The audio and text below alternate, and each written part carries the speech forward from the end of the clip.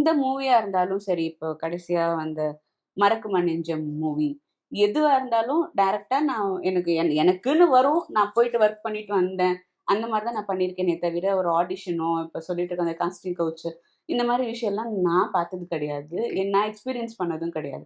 But சொல்றவங்க மேல நான் தப்பு சொல்ல முடியாது. அது அவங்க எக்ஸ்பீரியன்ஸ் பண்ணது அவங்க சொல்றாங்க.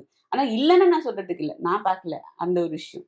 இன்னொன்னு முன்னாடிலாம் ஒருத்தவங்களுக்கு ஒரு ஆப்பர்ச்சுனிட்டி கிடைக்கிறது அப்படிங்கிறது ஆ நான் சொன்ன மாதிரி ஒரு பெர்ஃபார்மன்ஸ் பண்ணி காமிச்சு, அவங்க ப்ரூவ் பண்ணி, ஒரு டைரக்டர் டிசைட் பண்ணி, ஓகே இந்த கேரக்டர் கரெக்ட்டா இருக்கும். அப்புறம் புரொடக்ஷன் ஹவுஸ் ஒத்துக்கிட்டு, சேனல் ஒத்துக்கிட்டு, இவ்ளோ ப்ராசஸ் முடிஞ்சு தான் ஒரு ஆர்டிஸ்ட்டுக்கு ஒரு ஆன் ஸ்க்ரீன் அப்பியரன்ஸ்க்கான ஒரு ஸ்பேஸ் கிடைக்குது.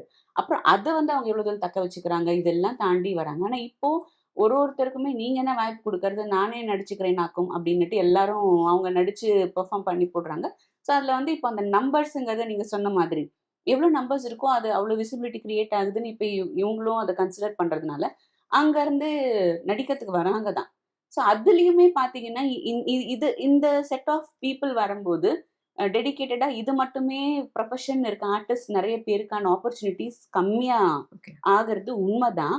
ஆனா என்னன்னா, இவங்களால ஒரு ப்ரொஃபஷனல் ஆர்டிஸ்ட் இருக்க அளவுக்கு சஸ்டெயின் பண்ண முடியல. ஓகே. திணறி நெறைய பேர் போயிடுறாங்க. போயிருக்காங்க. நானுமே பார்த்துருக்கேன்.